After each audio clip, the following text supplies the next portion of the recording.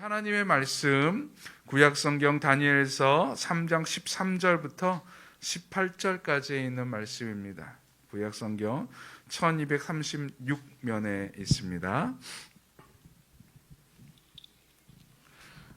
다니엘서 3장 13절부터 18절까지 있는 말씀 우리 한 목소리로 함께 봉독드리도록 하겠습니다. 느부갓네살왕이 노하고 분하여 사드락과 메삭과 아벳느고를 끌어오라 말하매 드디어 그 사람들을 왕의 앞으로 끌어온지라. 느부갓네살이 그들에게 물어 이르되 사드락 메삭 아벳느고야, 너희가 내 신을 섬기지 아니하며 내가 세운 근 신상에게 절하지 아니한다 하니 사실이냐? 이제라도 너희가 준비하였다가 나팔과 피리와 수금과 삼양금과 양금과 생황과 및 모든 악기 소리를 들을 때 내가 만든 신상 앞에 엎드려 절하면 좋거니와 너희가 만일 절하지 아니하면 즉시 너희를 맹렬히 타는 포물불 가운데 던져 넣을 것이니 능히 너희를 내 손에서 건져낼 신이 누구이겠느냐 하니 사드락과 메삭과 아벳느고가 왕에게 대답하여 이르되 느부갓네살이여, 우리가 이 일에 대하여 왕에게 대답할 필요가 없나이다. 왕이여, 우리가 섬기는 하나님이 계시다면 우리를 맹렬히 타는 포물불 가운데에서 능히 건져내시겠고 왕의 손에서도 건져내시리이다. 그렇게 하지 아니하실지라도 왕이여, 우리가 왕의 신들을 섬기지도 아니하고 왕이 세우신 금 신상에게 절하지도 아니할 줄을 아옵소서. 아멘. 다니엘서 3장에 있는 내용, 우리가 익히 잘 알고 있는 내용이지요. 바벨론의 왕이었던 느부갓네살 왕이 신상을 제작하였다라는 것이지요. 신상, 고대 근동의 왕들 중에서 이 신상을 제작하는 왕들이 꽤 있었다고 합니다. 자기가 섬기던 신이든 아니면 자기의 형상이든 이렇게 신상을 많이 만들었다 그래요. 그래서 어떤 학자들은, 대다수의 학자들은 이 다니엘서 3장에 나와 있는 금신상이 아마 느부갓네살 왕의 신상이 아닐까라고 추측을 많이 합니다. 그렇잖아요. 위대한 독재자나 황제 같은 경우는 자기의 형상, 자기의 동상들을 많이 만들지 않습니까? 북한에만 하더라도 김일성 동상이 있고 옛날 소련에서도 스탈린 동상들이 있었고, 그렇죠? 그게 이제 그때만, 그 사람들만 그런 것이 아니라 그대로부터 사람들의 마음속에 자기를 드러내고 싶은, 또 자기가 섬기는 신을 드러내고 싶은 마음에 이런 신상들을 많이 만들었다고 합니다. 전승에 따르면 느부갓네살 왕이 신상을 만든 때가 느부갓네살 왕이 그 바벨론 제국을 다스리고 바벨론 제국을 크게 만들고 융성케 했는데 가장 큰 제국을 만들었을 때에, 즉 동으로는 인도에서부터 서쪽으로는 이디오피아까지 다 정복하고 제국을 크게 만들고 난 이후에 세운 신상이라고 이야기합니다. 신상의 크기를 이야기하면 크기가 60규빗이고 높이가 6규빗이라고 이야기해요. 요즘으로 한 사람은 높이가 약 27m 정도 되는 거고요. 너비가 2.7m 정도 되는 거대한 신상인데 두라 평지에 세웠다라고 합니다. 이 두라 평지는 고고학자들끼리 여러 이제 설왕설래가 있어요. 어딘지 정확하게 모르는데 아마 대다수의 학자들이 바벨론 도시 인근에 조그마한 두라라고 하는 작은 언덕이 있는데 그곳에다가 세우지 않았겠느냐라고 이야기를 합니다. 이제 느부갓네살 왕이 그 금신상을 세우고 이렇게 반포합니다. 이제 금신상 앞에 이제 모든 악기가 찬양을 하고 그를 높일 때에, 악기 소리가 들릴 때에 바벨론에 있는 모든 신하들은, 모든 백성들은 다 금신상에게 절해야 한다라고 말을 합니다. 근데 오늘 본문에 나와 있는 사드락 메삭 아벳느고는 거기에 절을 하지 않지요. 그래서 누가 고자질을 하고 왕이 화가 나서 그들을 친구는 담대히 왕 앞에 절하지 않겠다고 이야기하고, 우리가 잘 아는 이야기, 신앙고백 17절 18절에 있는 신앙고백을 하지요. 우리 하나님께서 우리를 풀무불에서 건져내실 것입니다. 그리고 왕의 손에서도 건져내실 줄로 믿습니다. 그러나 그렇게 하지 아니하실지라도 우리는 절대 왕이나 왕의 신상에게 절하지 않을 것입니다. 라고 신앙 고백을 합니다. 그래서 왕이 화가 나서 그들을 평소보다 7배나 더 뜨거운 풀무불에 던져 넣습니다. 그 세 친구를 데리고 가던 간수들은 가던 도중에 풀무불이 너무 뜨거워서 타 죽어요. 그리고 세 친구는 풀무불에 들어가는데 왕이 풀무불에 들어보니까 몇 명이 있습니까? 4명이 있었어요. 분명히 3명을 집어넣는데 또 다른 한 사람, 신의 아들과 같은 사람이 그들을 데리고 거기서 유유자적하고 걷고 있었다라고 말을 합니다. 고백을 하죠. 그래서 왕이 깜짝 놀라서 3명을 불러옵니다. 나오라 그러니까는 나오는데 하나도 실오라기 하나도 타지 않고 건강한 모습으로 나오죠.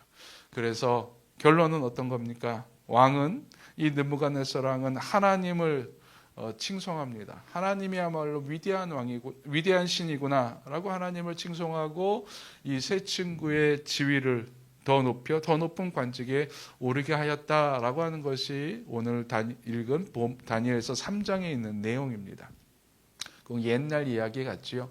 근데 우리가 여기서 취해야 할 교훈이 2가지 있는데요. 첫 번째로는 느부갓네살 왕의 교만이고요. 두 번째로는 세 친구의 신앙, 일사각오의 신앙입니다.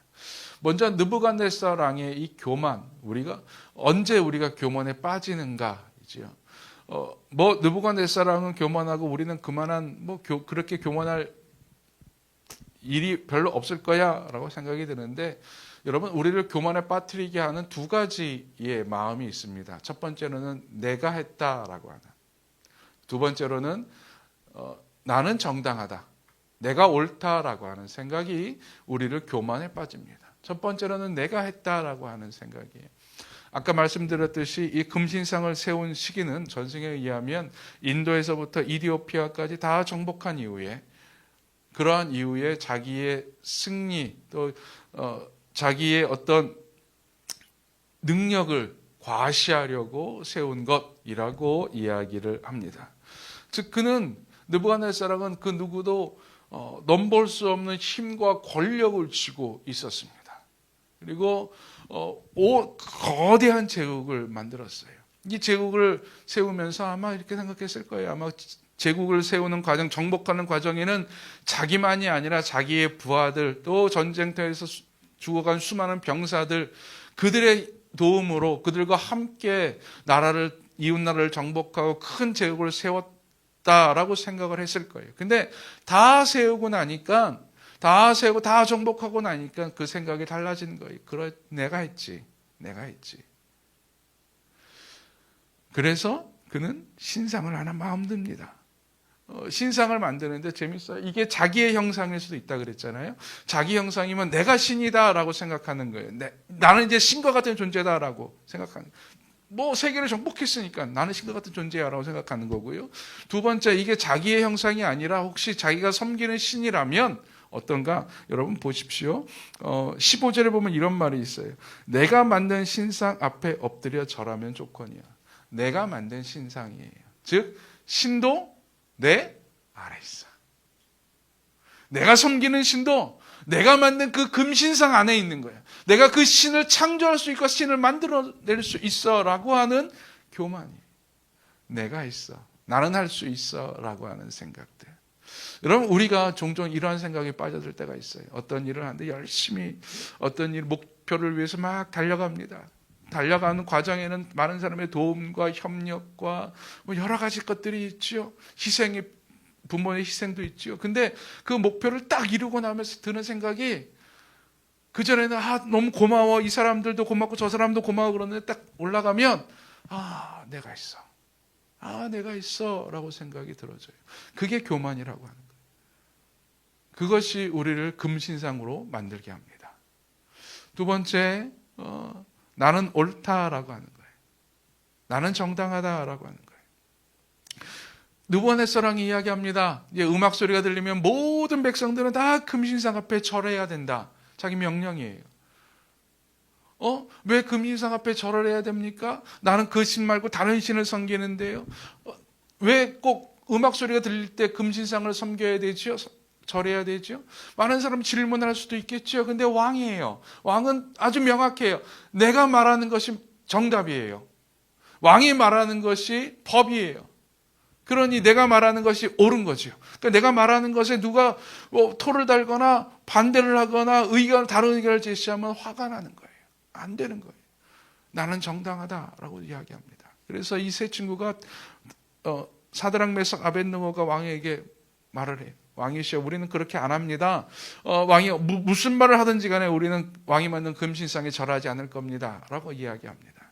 읽지는 않았지만 19절에 보면은 느부갓네살이 이렇게 반응을 해요.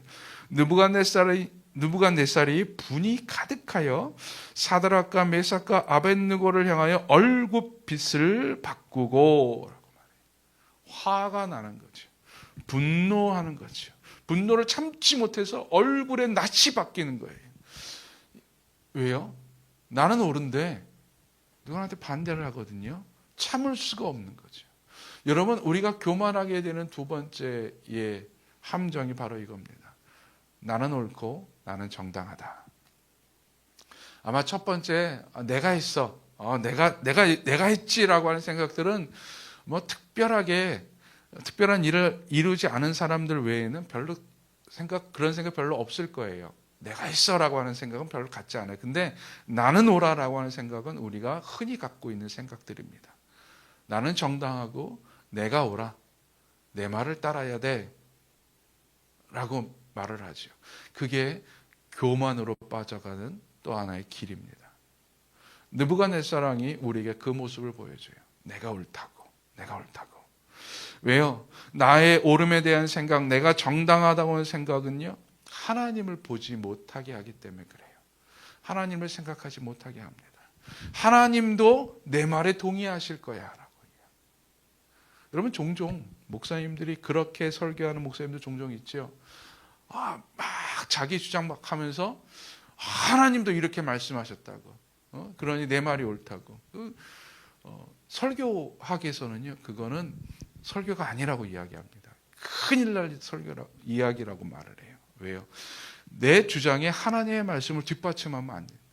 하나님의 말씀을 드러내면서 내 의견도 약간 가미하는 거 괜찮은데 내 의견에 하나님의 말씀을 가미하면 안 된다라고 합니다. 그렇게 배워요, 설교학 시간에. 여러분, 우리 내 마음 가운데 혹시 나는 옳아, 나는 정당해, 나는 내 말에는 내 생각에는 실수가 없어, 착오가 없어 라고 생각하는 분들 계십니까? 여러분, 조심할 수 있기 바랍니다. 나는 틀릴 수 있습니다. 나는 부족할 수 있고 나는 잘못될 수 있어요. 나는 내 힘으로 모든 걸 이루지 못합니다. 이걸 꼭 기억할 수 있기를 바랍니다. 느부갓네살 왕은 그러나 내가 옳다고, 내가 했다라는 생각에 교만에 빠졌어요. 잘못된 길로 빠졌죠. 그래서 세 친구에게 협박을 합니다. 세 친구의 믿음, 신앙, 일사각오의 이 신앙은 어떤 신앙입니까? 왕이 금신상에게 절할 것을 명했는데 이 세 친구는 금신상에게 절하는 것을 거부했습니다. 그 이유는 간단해요. 십계명이 어긋나기 때문에 그렇지요. 나 외에 다른 신을 섬기지 말고 너를 위해서 우상을 만들지 말라. 십계명에서 1계명과 2계명이 잘못되기 때문에, 어긋나기 때문에 이 세 친구는 우리는 절대 절할 수 없습니다 라고 이야기합니다. 우리가 여기서 한번 생각해 봐야 될 것이 있는데, 하나님의 율법은 과연 유효한가 라고 하는 겁니다. 당연히 유효하지 않겠습니까? 근데 이때 상황을 알아야 돼요. 이때는요, 이미 예루살렘이 완전히 망한 후였습니다. 다니엘과 이 세 친구가 바벨론에 포로로 끌려왔을 때는요, 예루살렘이 아직 망하진 않았을 때예요. 바벨론에 의해서 유린당하고 또 주권, 요즘으로 따지면 주권이 약간 빼앗겼지만 예루살렘은 망하지 않았고 성전은 온전했을 때예요. 근데 지금 이때는 언제냐면은 예루살렘도 완전히 망했을 때입니다. 성전이 완전히 회파당하고 성전에 있는 온갖 기물들이 바벨론으로 다 가지고 왔을 때예요. 성전에 있는 기물을 바벨론으로 가져왔다라고 하는 것은 이 바벨론이 그 신을 정복했다라고 하는 의미예요. 자, 예루살렘은 완전히 망한 후였고 더 이상은 하나님을 섬기는 자도 섬길 곳도 없었습니다. 그러면 하나님이 제정하신 그 율법도 폐기된 것이 아니었겠습니까? 이전까지는, 즉 다니엘과 세 친구가 나는 왕이 준 음식 먹지 않겠습니다 그랬을 때는 아직까지 성전이 있었을 때, 아직까지 하나님의 존재가 사람들로부터 인정받고 하나님을 섬기는 제사장들도 있었고 섬기는 제사가 끊이지 않았을 때예요. 그러니 나 하나님 믿습니다라고 하는데 하나님이 이제 사라졌어요. 성전이 사라졌어요. 예배가 사라졌어요. 아무것도 없어요. 그럼 율법이 폐기된 것 아니겠습니까? 하나님이 이제 그 위에서 내려오셨는데 우리는 종종 하나님을 이스라엘과 동일시할 때 이렇게 생각을 합니다. 당시 고대 근동 사람들이 다 그랬어요. 그들의 신과 그 민족과 동일시했습니다. 즉 그 민족이 융성해지면 그들이 섬기는 신도 강한 것이고 그들이 그 민족이 쇠퇴하면 그들이 섬기는 그 신도 쇠퇴해지는 것이었어요. 동일시합니다. 모든 사람들이 다 하나님과 이스라엘을 동일시했어요. 그래서 이스라엘이 잘 나갈 때 다윗이나 솔로몬 왕 때는 여호와 하나님이 위대해라고 이야기했어요. 시편에 있는 수많은 시편들을 막 불러 하나님 영광 거룩의 찬양을 막 부를 수 있었어요. 근데 지금은 이스라엘이 멸망했어요. 하나님도 멸망했어요. 사람들이 보기에는 하나님이 이제 없어. 하나님께 예배하는 거 하나님의 무슨 모든 율법들 이미 다 폐기 처분이야 라고 생각을 했던 것이지요. 근데 이 세 친구는 달랐어요. 하나님은 우리를 초월하시는 분입니다. 우리가 신앙생활할 때 종종 이런 오해를 해요. 신앙생활하는 그 사람을 보고 예수님을 평가합니다. 교회 생활하는 그 사람을 보고 교회를 평가합니다. 그래서 그 사람이 예수 믿는 그 사람이 잘 되거나 높은 지위에 있으면 하나님도 높으신 분이야 라고 생각해요. 근데 그 사람이 거지가 되고 그 사람이 볼품 없어지면 그 사람이 믿는 하나님도 거지가 되고 볼품 없는 것처럼 사람들이 생각을 해요. 이방인들은 그렇게 생각해. 아니 하나님을 알지 못하는 사람들은 충분히 그렇게 생각할 수 있어요. 근데 우리도 그렇게 생각해요. 우리도 신앙인들도 그렇게 생각하는, 그렇게 착각하는 경우들이 너무너무 많아요. 여러분 아닙니다. 하나님은 우리를 초월하시는 분인 줄로 믿습니다. 그 사람의 흥망성쇠와는 상관없이 우리 하나님은 영원하신 분이에요. 우리 하나님은 온전히 존귀하신 분이에요. 이 세 친구의 고백이 그거였어요. 십계명을 어기기 때문에 난 그 왕의 금신상에 절할 수 없습니다. 너희 신님이 망했잖아. 아니에요. 우리 신은 우리를 초월하신 분이에요. 우리의 흥망성쇠와는 상관없이 영원하신 분이고 살아계신 하나님이십니다. 이것이 세 친구의 믿음이에요. 우리의 믿음이 이런 믿음인 줄로 믿습니다. 우리랑 상관없어요. 내가 잘 돼야지 하나님이 잘 되는 게 아니에요. 하나님 위대하신 것이 아니에요. 내가 못돼도 우리 하나님은 영원히 위대하십니다. 영원하신 분이에요. 세 친구의 믿음 그거였어요. 그리고 그래서 이 세 친구는 역사의 부침에도 그들의 부침에도 흔들리지 아니하고 하나님을 의지하고 하나님을 신앙할 수 있었어요. 그리고 그들은 이야기합니다. 나의 생명보다 더 소중한 것은 우리 하나님입니다. 하나님을 섬기는 것이고 하나님을 신앙하시는 것입니다. 생명보다 더 귀한 가치 무엇입니까? 신앙입니까? 진짜 신앙입니까? 내 생명보다 더 귀한 가치를 신앙으로 고백하고 있으십니까? 여러분 고백할 수 있기를 바랍니다. 내가 지금 고백하지 못한다면 도전받을 수 있기 바랍니다. 여러분 신앙보다 더 귀한 가치가 없어요. 여러분 생명이 가장 귀하다고 생각되어지지만 생명은 지금 나의 삶에만 영향을 줘요. 근데 신앙은 지금 나의 삶뿐만이 아니라 영원한 삶에도 영향을 줍니다. 세 친구는 이걸 알았어요. 여러분, 신앙을 가장 귀한 가치로 두는 사람들이 알고 있었던 진리가 바로 이거였습니다. 돈은 지금 나의 삶에 영향을 줘요. 힘이나 권력도 지금 나의 삶에 영향을 줘요. 이 목숨, 숨쉬는 이 생명도 지금 나의 이 육체에 영향을 주는 거예요. 그러나 돈이 내 영원한 삶에 영향을 주지 못합니다. 생명이 내 영원한 삶에 영향을 주지 못합니다.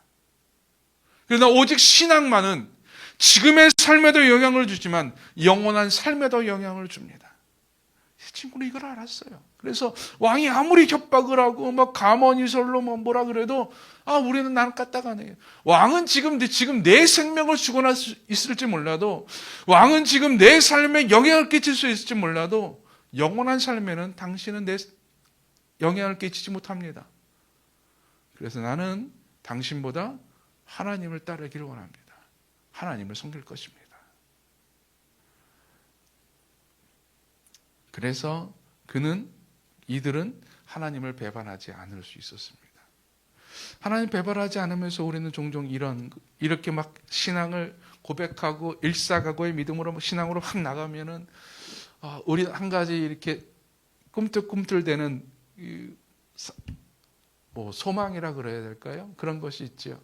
내가 이렇게 믿으면 하나님께서 나를 도와주실 거야. 어떤 기적, 어떤 놀라운 은혜를 우리는 종종 기대를 합니다. 근데 그러지 않을 때가 더 많아요. 이 다니엘서가 이스라엘 사람들이 언제 많이 읽었는지 이렇게 역사적으로 보면은요, 이스라엘이 이 이후에 신구약 중간기라고 있습니다. 이스라엘의 흑역사, 암흑의 시대예요. 선지자도 더 이상 없었고, 그리고 예수님 나오기 전까지의 그 모습, 말라기 이후의 그 모습인데, 그때 이스라엘이 헬라 제국에 의해서 멸망당한 적이 있어요. 지배를 받은 적이 있었습니다. 그때 가장 이스라엘을 힘들게 하고 폭군으로, 신학자들에 의하면 다니엘서에 나오는 나쁜 왕으로 명명된 사람이 안티오코스 4세라고 하는 헬라 왕이 있었습니다. 이 안티오코스 4세가 막 괴롭힐 때, 이스라엘을 핍박하고 종교적으로 박해를 했을 때, 그때 이 다니엘서를 많이 읽었다고 해요. 그리고 그때 배경으로 쓰여진 외경이 있는데, 그것이 바로 마카비서 혹은 마카베오서라고 불려지는 외경인데요. 거기에 보면은 순교의 두 이야기가 있습니다. 이 다니엘의 세 친구와 비슷한 모습이었었는데요. 이렇게 이 두 사람의 이야기 제가 간단하게 말씀을 드릴게요.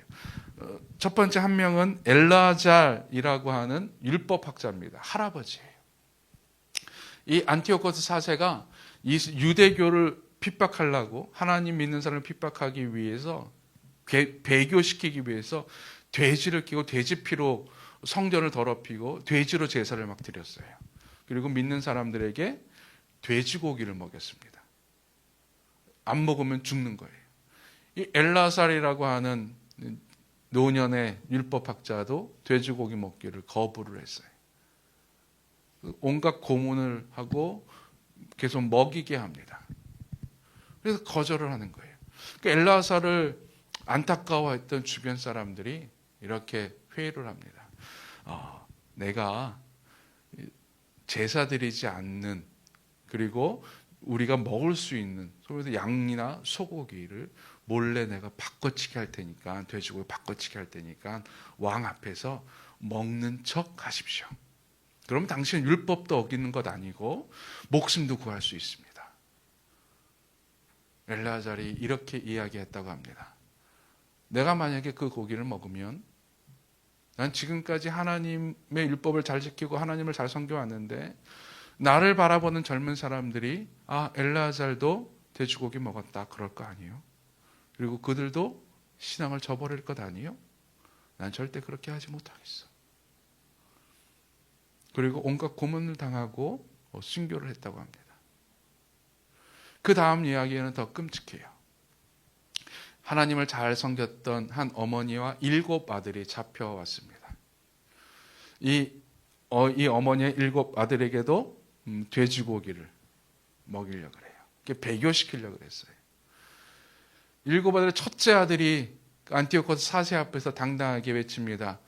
당신이 어떻게 우리를 협박하고 우리를 유혹해도 우리는 절대 하나님을 배신할 수 없습니다. 배신하지 않을 겁니다. 이제 왕이 화가 나서 첫째 아들을 잔인하게 죽여요. 아무 일도 일어나지 않습니다. 아들들과 어머니는 손을 꼭 붙잡고 우리 꼭 신앙 지키자. 우리 고생하게 죽자. 라고 이야기합니다. 둘째 아들을 불러내요. 둘째 아들도 거절을 하고 죽이고 셋째, 넷째, 다섯째, 여섯째까지 죽입니다. 마지막 7째가 딱 나와요. 왕이 이제 협박으로 안 되니까는 이제 감언이설을 해요. 야, 내가 너 이것만 먹으면 더 이상 너 뭐라 그러지 않을게. 너 이것만 먹으면 나의 친구 될 거야. 너를 높여주고 부하게 살게 해줄게. 막 7째 아들이 말을 안 들어요. 그러자 왕이 어머니를 불러요. 좀 설득 좀 해보라고. 당신의 아들 지금까지 다 죽었는데 마지막 7째 아들마저 막내마저 죽이게 할 셈이냐고. 어머니가 왕의 말을 듣고 아들에게 갑니다. 그리고 둘이서 이제 이야기 나누는 거예요. 우리 끝까지 신앙 지키자. 그리고 결국 7째 막내와 어머니도 죽임을 당해요. 여기는 좀 다르지 않습니까? 세 친구는 하나님께서 살려주셨는데 이들은 순교를 당해요. 근데 그 결과가 어떻든 간에 이 세 친구가 살아나고 이들은 순교를 당하고 목숨을 잃었던 간에 이들이 이야기하는 신앙은 똑같은 거예요. 그 결과는 하나님의 손에 있는 거지요. 하나님께서 원하시면 살릴 수도 있고 하나님께서 원하시면 그의 영혼을 천국으로 불러가실 수도 있어요. 근데 우리는 여기에 집착을 하는 경우들이 종종 있어요. 그래서 우리가 만약에 이렇게 열심히 신앙이 고백하고 뭘 하면 하나님께서 마침내 우리를 역전시켜 주실 거야. 내 삶에서 역전시켜 주실 거야. 우리 소망이지요. 우리 소망대로 안 된다 할지라도 그렇게 하지 아니하실지라도 나는 하나님을 섬깁니다. 이것이 바로 일사각오의 신앙입니다. 우리가 간직해야 될 신앙이지요. 여러분 혹시 나는 이렇게 이 세 친구와 같이 신앙에 이런 강단이 있으십니까? 어떤 박해와 핍박과 유혹 앞에서도 무너지지 않을 신앙의 강단이 있으십니까? 여러분 이런 신앙 간직할 수 있기를 간절히 권면합니다. 간절히 권면합니다. 종종 이렇게 생각할 때가 있어요. 나 순교의 자리가 있으면 나 순교할 수 있어. 나 순교할 거야. 나는 절대 하나님 버리지 않을 거야 라고 이야기합니다. 순교할 때, 핍박받을 때. 근데 지금 나는 순교할 때 순교의 자리에 가서 난 절대 하나님 배반하지 않고 순교할 자신 있어. 그러나 지금은 여러분 지금 못하면 내가 지금 하나님을 바르게 섬기지 않으면 순교의 자리에서도 바르게 섬길 수가 없어요. 이 세 친구가 이 자리에서 이렇게 담대하게 이야기할 수 있었던 이유는 일사각오의 신앙을 고백할 수 있었던 이유는 평상시에 그렇게 살았기 때문에 그래요. 평상시에 하나님을 섬기는 자로 살았기 때문에 그렇습니다. 여러분 우리 그렇게 살아갈 수 있기를 간절히 축원드립니다. 2021년 그렇게 살았으니 다가올 2022년도 그렇게 살아가시기를 축원합니다. 하나님을 섬기는 자로 오직 하나님을 신앙하는 자로 살아가는 우리 모두가 되기를 간절히 축원드립니다. 복음이 전해질 때까지